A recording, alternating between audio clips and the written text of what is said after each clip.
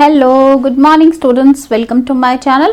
Today in this class we are going to do question answers of chapter 6 classical dance forms of India of your English fairy book. Let's start. This is exercise B given on page number 37. Question number 1. Where did Bharatnatyam originate? Bharatnatyam कहाँ से शुरू हुआ? Answer is Bharatnatyam originated in the temples of Tamil Nadu in South India. Bharatanatyam की शुरुआत दक्षिण भारत में तमिलनाडु के मंदिरों से हुई. Next question number 2. Describe the costume of a Bharatanatyam dancer. आपको भरतनाट्यम के डांसर की कॉस्ट्यूम यानी पोशाक का वर्णन करना है. Answer is the Bharatanatyam dancer wears a bright coloured sari with a special pleated cloth which opens like a hand fan when the dancer flexes her knees. Bharatanatyam की जो नर्तकी है वो गहरे रंग की साड़ी पहनती है जिसके साथ एक स्पेशल प्लीटेड क्लॉथ होता है, एक कपड़ा होता है जिससे स्पेशल तरीके से प्लेट्स बनाई जाती हैं जो जब नर्तकी अपने घुटनों को फैलाती है तो वो एक हाथ के पंखे की तरह खुल जाता है. Question number 3.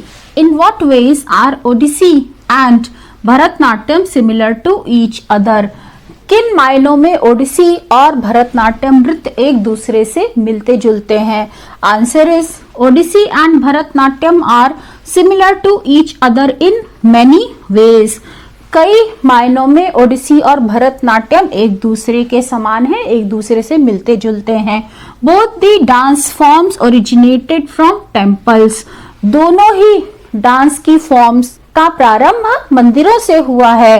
There costumes are similar. उनकी पोशाकें काफी मिलती जुलती हैं. Both have the pleated front to allow flexibility during the movement. दोनों ही पोशाकों में आगे की तरफ प्लेट्स लगी होती हैं जो नर्तकी की गति को लचीलापन देती हैं. Question number 4. Briefly describe how temple sculptures and Sanskrit literature influence Odissi dance. मंदिरों की मूर्तियां और संस्कृत साहित्य ओडिसी नृत्य को कैसे प्रभावित करते हैं, आपको इसका वर्णन करना है.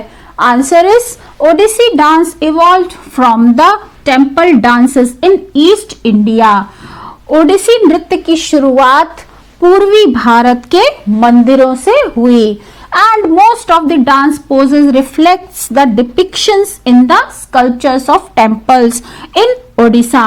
और नृत्य में जो ज्यादातर मुद्राएं हैं वो ओडिशा के मंदिरों में जो मूर्तियां हैं उसको दर्शाती है.